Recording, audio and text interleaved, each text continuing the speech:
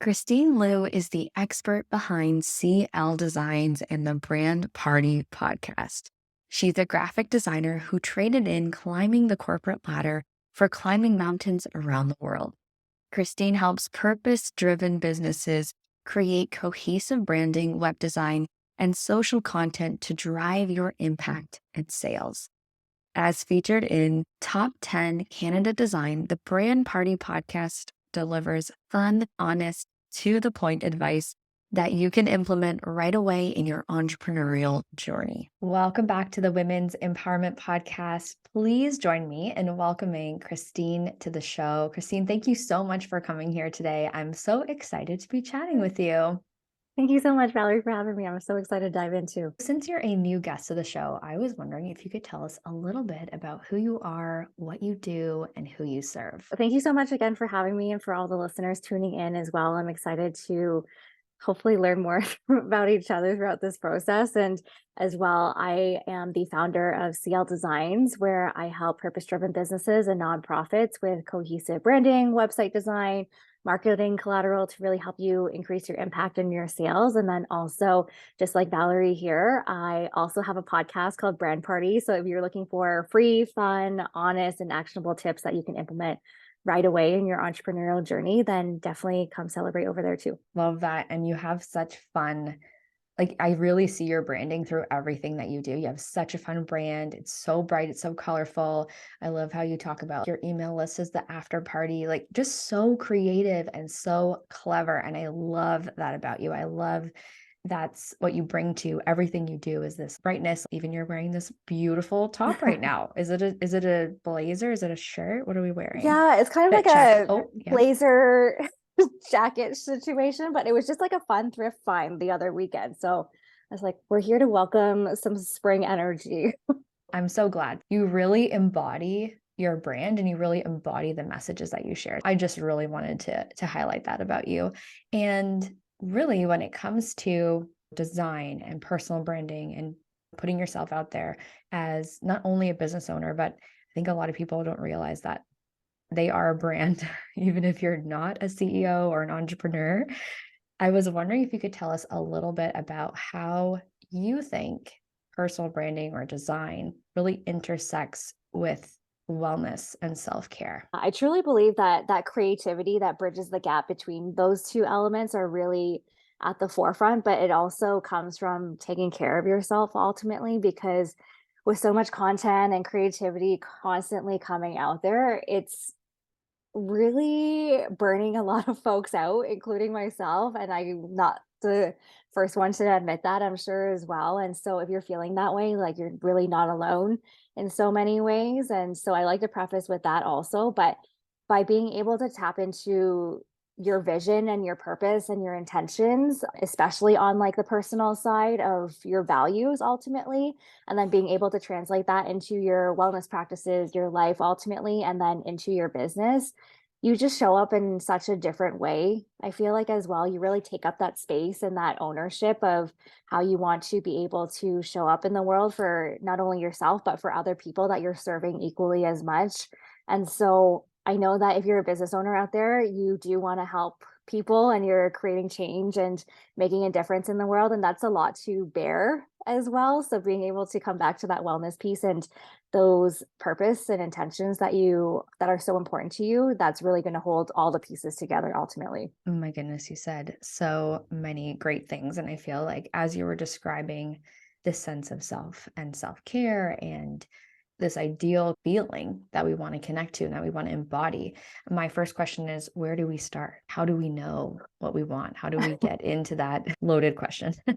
How do we connect to those core values? How do we figure out what that beginning point is? It's so funny because it's often the simplest sounding of questions that are the most deepest and sometimes scariest as well to kind of admit and to dive into. And so I always say I run a brand party challenge a few times a year, and that's where we uncover in community together to identify like core values, color palettes, and mood boards as well to really bring that vision to life from a more executional level. But from that sense too, I think it's always important to come back to humanizing brands, especially because that's what really connects people as well, like that relatability, and to really have those characteristics and intentions in mind very clearly, and having that clear direction will help you in so many ways to save time and reclaim a lot of capacity in your day to day ultimately too. And so for me, it always comes back to asking clients, especially of how, if your brand was your best friend, for example, how would you describe them? So it really helps humanize it. But it also comes back to maybe you have like 3 to 5 characteristics that you want to really embody. So especially if you are an entrepreneur, you might have a lot of overlap that is very specific to you as a solopreneur, for example, or if you have a larger team, really thinking about the culture that you want to cultivate ultimately as well. And what are some of those characteristics that you want people to perceive? Because it's this double-sided coin, I feel like sometimes, where yes, it is about what you offer and what you do and how you're serving people, but also equally, maybe sometimes even more, that it's about who you're actually serving and really getting into the nitty gritty of who they are ultimately, so that it actually reflects and is resonating with those people. Oh my goodness. So again, so much. It's so true. I love what you said about describing your business as your best friend. And I feel like this is where a lot of people get stuck, is they're describing their business as themselves. And not to say that, even for myself, I am the face of my business and my podcast.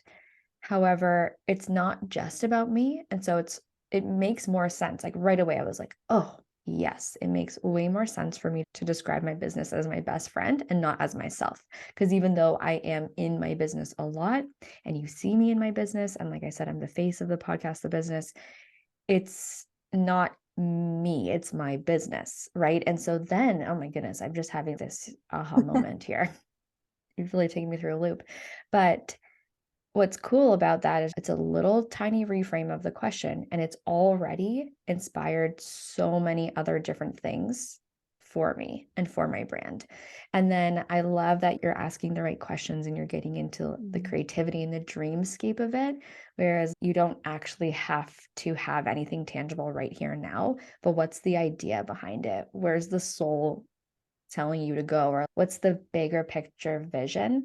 And then you have the tools and you have the expertise to take people there. But what are some other kind of questions or maybe journal prompts or something that can really help us understand that bigger vision for our branding? Yeah, by having these prompts, like you're saying too, it really gives you that space to just have grace for yourself and some permission and perspective as well, right? And so that's a lot of the beauty behind that. You as a human first is very multifaceted, it's very multi-passionate, I'm sure, as well. And so it's okay if your brand evolves with you. That's like a really beautiful thing, to take it on a journey, and that as you grow, your clients will evolve with you equally as much as well. And so, as you've just said so beautifully, Valerie, like it doesn't have to be that set in stone thing that you get bored of 5, 10 years down the road and have to stick with it.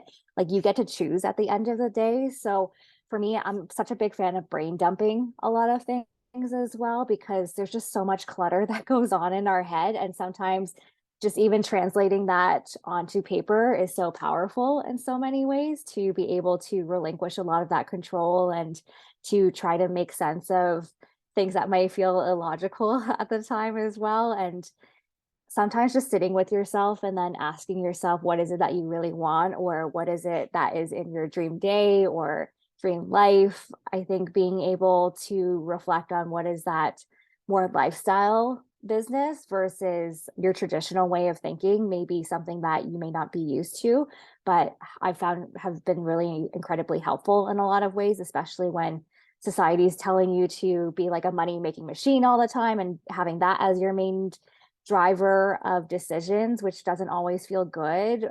Of course, we need to pay our bills. So I acknowledge that, but it's important to come back to, what do you really want in life and why are you doing it? So I think 2 key questions are really, why are you doing it in the first place? Because if you're not growing or you're not enjoying it ultimately, then why are you doing it? And then the second piece, really looking at what is that dream life or business that you want to create, regardless of judgment from yourself, from others, from, wherever that might be coming from ultimately too. So good. And I love that you said take some time to reflect on it, because Sometimes the answer just doesn't pop into your head right away. And even though some prompts are sparking that inspiration instantly, others you might need to take time with because I think you're right. I think there's a lot of pressure to be a machine and to be always moving, always working. And when we come back to the human part of it, we come back to the innate nature of humans and the world. There are seasons, there are cycles to things, and we're not always in bloom. And we can think of the seasons as that same sort of cyclical pattern. And, the flowers are not always blooming. There's that time for rest, there's that time for rejuvenation, there's that time for decomposing and letting go of what isn't serving anymore, isn't working anymore, and making space for that new. So I love that you keep coming back to that. Now, part of me is thinking, what if someone doesn't feel creative? They have parts of the vision, they might have a few key words or maybe key points, but they have no background in design. They have no idea how to make it, quote unquote, I'm doing air quotes, look good.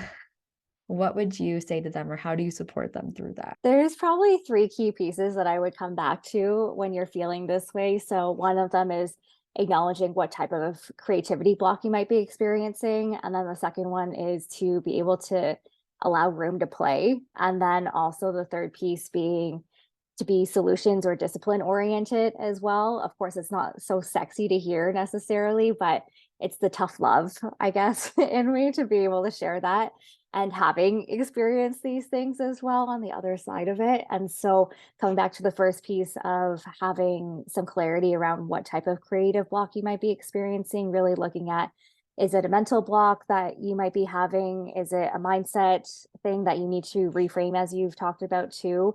Because it makes such a difference to be able to have that positivity around. It's not always a daily thing that happens when you wake up. So it's like, how can you have these supportive things, even in micro doses, to be able to support that? So even if it's like affirmation cards or like affirmations that you say in the morning to really set the tone for your day, I find really helpful. And also a second piece around, maybe it's like an emotional creative block that you're experiencing. So as you're mentioning too, with different cycles and seasons in your life, your business, it's hard sometimes, and that's okay. So be able to decompose for a little bit if you need to and repot that soil, and so that you are able to grow and bloom from these experiences as well, and to just ultimately feel the feels if that's what you're experiencing, and to maybe find a friend if you need support in that way to be able to vent or to just hold space for you is really nice. And then also thinking about if there is some sort of perhaps just other things that are holding you back from really cultivating these creative things, because I truly believe everybody's creative in their own way. It doesn't necessarily need to be traditionally like through arts or design in that way. Of course, I come from that world, but even if you try a new recipe in your day to day, or you end up like making a really fun craft for your kids, bake sale or something like that, like those are all valid and still creative as well. So know that you have those in you already, and it's just like enhancing these skill sets as well. And so coming back to that second piece of really having room to play, that will really help foster that creativity and that innate skill set whenever you do need to tap back into it. So it's a lot easier to come back to as well. And there's so many tools out there that you can play around with nowadays that help make things easier, whether you're trying to create things for a launch last minute. So we've all been there. Then, Canva's a great tool, at least in your back pocket. So having things in your toolkit, I like to say, is really helpful so that you have those no fail resources when it does come down to crunch time. And then the third piece being to having discipline to be able to tap into that creativity equally as much, because some days are just hard, or you wake up to 4 a.m. fire alarms and stuff like that, and you still have to show up in the world and to get things done, especially when clients rely on you and are funding the lifestyle that you do have. And so I acknowledge that piece too, and really coming back to having structure in place has been really helpful for me in terms of time blocking things as well. So really allocating focused, dedicated time to get things done. And if you happen to really enjoy it and be on a roll, then hey, you can continue from here, but at least you have that focused time to get things done, even if it's like that 25 to 30-minute Pomodoro technique in there to really make sure that you're getting the most out of it to just get things going. Cause I feel like that's where the sticky bit usually happens. Mm-hmm. Yeah, I mean, all three of those points are so important. And I actually talk a lot about these on the podcast and when I'm working with women through their healthy habits. It's not about doing the habits on the days that you feel yucky or gloomy or you feel unmotivated. It's having those habits already in place so that when it is a rainy, gross day and you don't feel like going to the gym, you already have that habit built in you, or Mhm. it's starting to take shape in your neural pathways for you to just do it no matter rain, shine, happy, sad, however you're feeling. And then I love that you're saying that we can do that through different tools with creativity, and play can be a habit as well, and incorporating different ways to play and what that looks like or feels like for you. I know some things that come to mind to really help me step away from the monkey mind or just feeling overwhelmed and not having a focus is to take some time to either go for a walk or do a puzzle or read a fiction book. And that really helps me separate myself from the moment. And then I can go back to that time block time, or I can go back to the Mhm. drawing board or whatever it is. And I think a lot of people would recognize a moment like this when a lot of people will say, "Oh, I get my best ideas in the shower." And oftentimes that's because you've turned off that mind of trying to be creative, of trying to do the work, of trying to solve the problem. And sometimes we need to slow that down, get quiet. And by doing something so monotonous or so simple, like taking a shower, all of a sudden you have this idea, but it's because you were able to step away from it. And so I love that you said that, because really it's not like, oh, I have to be creative once a year. It's okay, how can I support my creativity? How can I support my business, myself, my health, whatever it is, through little routines, little habits, little actions that really bring us to where we want to go. Love that. Mhm. Mhm. Oh, yeah. I love the habit stacking that you're talking about as well. I was reading parts of Atomic Habit also. And so they have such great resources in there too. And as you're mentioning, just be able to switch off, quote unquote, again, too, is so powerful because even if I have this actually scheduled into my Google Calendar every day, like after 5 o'clock, I really don't want to work. So every day at 5 p.m. in my Google Calendar, it has this labeled time block essentially that says, let's get this party started.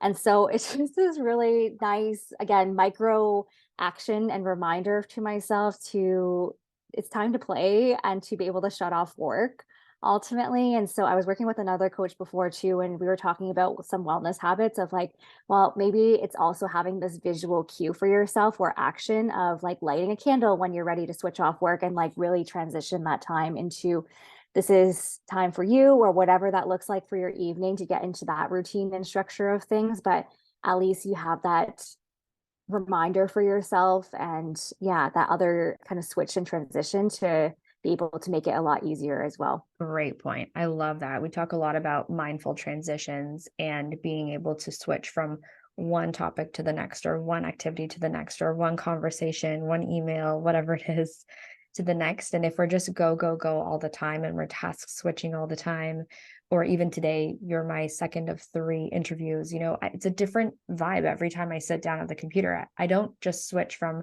one person to the next interview to the next. I step away from the room. I collect myself, I have a snack, whatever, drink some water, come back, start fresh. Here we go. It's a new person, it's a new topic, it's a new conversation. Let me bring my A game to this person. And I love that you're saying this with the end of day two, because boundaries are huge. And it also goes back to those seasons, those cycles. We can have that cycle in a day. We don't have to be on all the time, working all the time, pushing for creativity all the time. We can take that moment. I love that you said light that candle. I think I might try that today. Love that. I think just as you say too, it's one of those things that as you become your own boss, that nobody quite prepares you to be able to advocate for yourself and to put in those boundaries, like you say. There's no guide or how-to manual in place that you get when you start your business. And so that looks different for everybody, and it may look different in each of those seasons too, as you say. So it just comes back to priorities as well, and what's really, again, what's important to you, what those values are, because those are going to help you make those bigger business decisions too. Yeah, it's all coming back to those core values that you outlined at the beginning too, and understanding like why you're doing what you're doing. Because really that's going to be the driving force moving forward. That's going to be what's helping you grow and stay motivated and keep the momentum up, I think, too. So without those priorities, without those boundaries, we start to burn out and we feel overwhelmed, which actually is a question I was thinking of too, is, and we kind of touched on these a little bit, but is there anything else that we can maybe share or talk about in regards to when we're building this brand, when we're building our business or a career?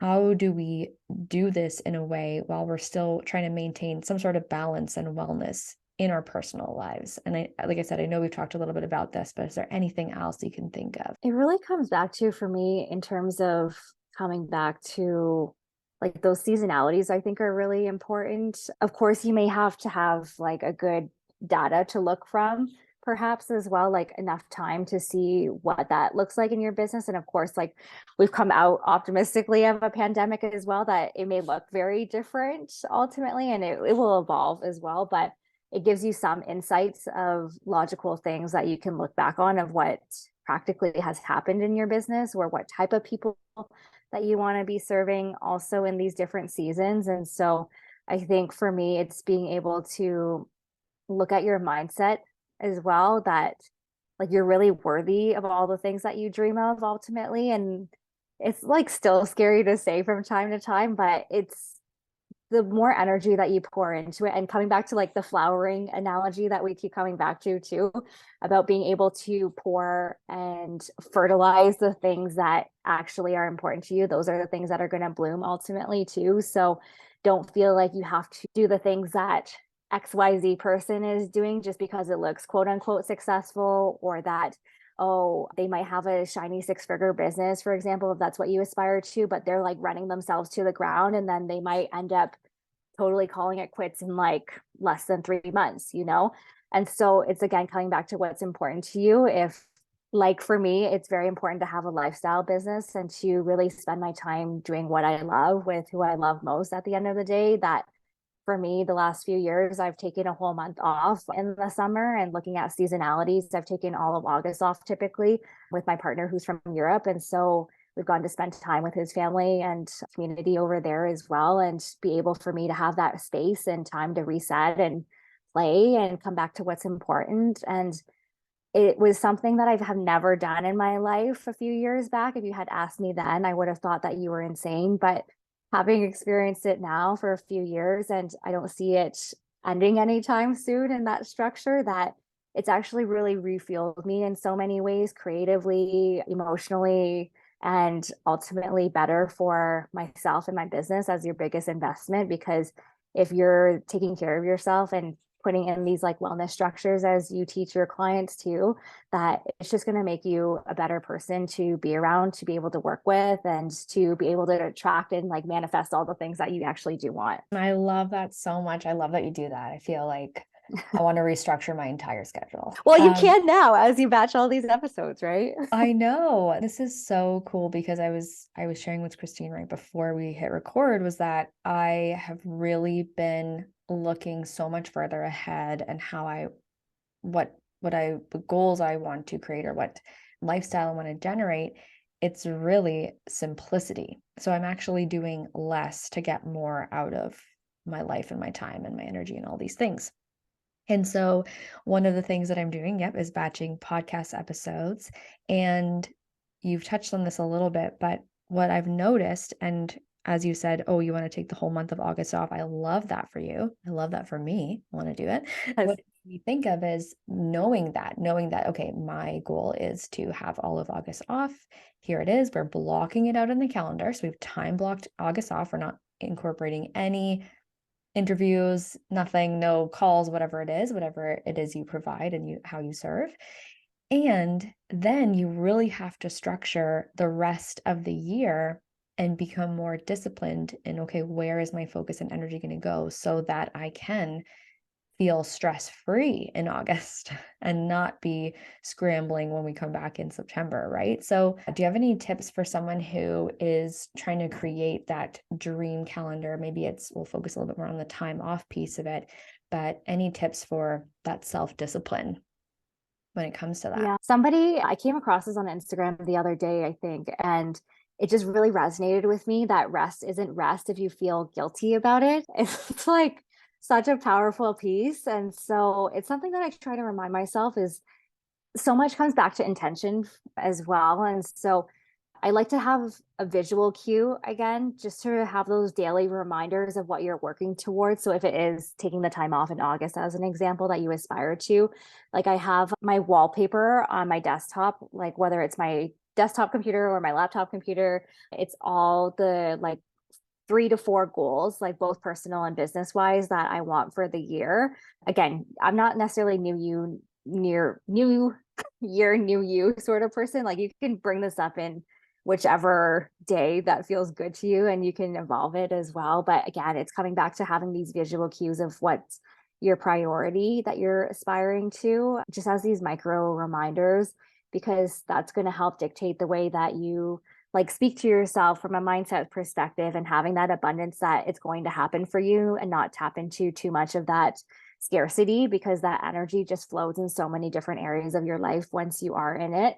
And then also that it's going to show up in different ways that you actually take action in your business. If you really want to take that time off in August, like you are going to batch your episodes ahead of time. You are going to like set yourself up for success by time blocking it off and like having these healthy boundaries in place to be able to make sure that you're stacked up and prepared like ahead of time. But also, again, like we talk about transition today in this episode about how do you come back from even maybe that time off has been something that I've been really mindful of as well, of making sure that you have space to ease back into it and not go full on machine mode again, because that's where you're going to crash and burn from all of that wonderful time that you have had to recharge, that it just you basically have put it in the garbage can if you were to just come back full throttle, right? So be kind to yourself, treat yourself with kindness, and know that you're still a money magnet ultimately. Oh, that's so good. And actually, it really reminded me of something I also heard recently, and it was about the changing of seasons. What a fun theme that we've hit today. And they were saying that when the season changes, I think a lot of people expect, okay, it's spring or it's summer or it's autumn, it's winter, whatever it is. It's like, okay, this is the first official day of spring. And I know for Christina and I, for the first official day of spring, there was still snow on the ground. And so it doesn't really feel like spring. And so there's this really beautiful transition time from spring to winter, spring to summer, summer to fall, etc. As we're, thawing out or as we're starting to bloom. Like when summer hits, the buds are not just popping on the tree the day that summer hits, right? It's this gradual kind of flow and transition. And so I love that you said when you're coming back from that 1 month or that weekend or that time off, you're not just throwing yourself into it. It's also about creating the systems around the return of that and how can you ease into, whatever the mode you're in, summer mode, winter mode, whatever it is in your Yeah. business. Love that.